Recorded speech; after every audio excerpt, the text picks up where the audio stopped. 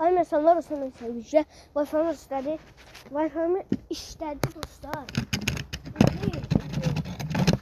Şimdi dostlar. Roblox videomuz geldi. Bu ikinci videomdu.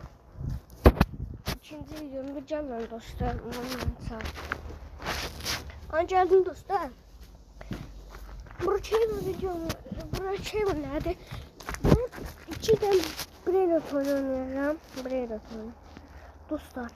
Ben bu oyunda en hoşladığım oyunlar Brainrot oynardı. Özde bazı oyunlarda Brainrotlar verebilirsiniz. Ben de adamlardan Brainrot alıram ki ürəm sonunda gələşəmirəm. Brainrot istəyirəm, promoy verirlər mənə.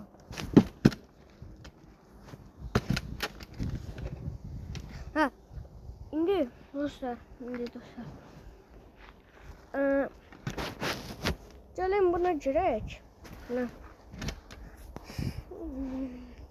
Səndən qaçamıyorum ben hala. Dostlar, dünən bir dənə adamlar yaşaydı Rusiyadan deyə. Burada Rus adamın yaşadı, bizim dil de bildi yani. Bizim dilde başa düşebilir ama bizim dili başa düşebilir ama adı düşebilir ama Azerbaycan dilini bilmir. Yani Azerbaycan dilini bilmir dostlar. Rus dilinde biz de başa düşebilir ama dostlar. Common Lucky Block. Ay, neçədən kebab çəkdik. O çox idi, dana həddindən çox idi. Dostlar, o kadar çok idi ki. Lirilarila. Lirilarila çıktı. Nerede batıp. Mənə soruşurlar ki, oyunları tartışıyorsunuz. Siz oyunun şeyine bakın, burada basıyorsunuz. Buradan ayarlara basın. Çevirirsiniz. Burada Engines yazıyor. Buradan en akhira çevirirsiniz. Burada Türk var, ona basacağım. Ben de çevirmiyorum.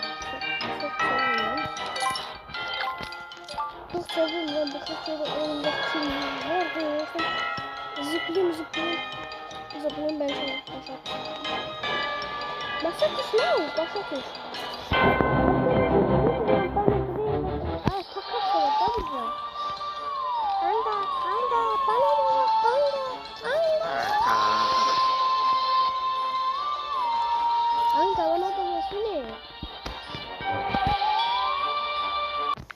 Geldim dostlar.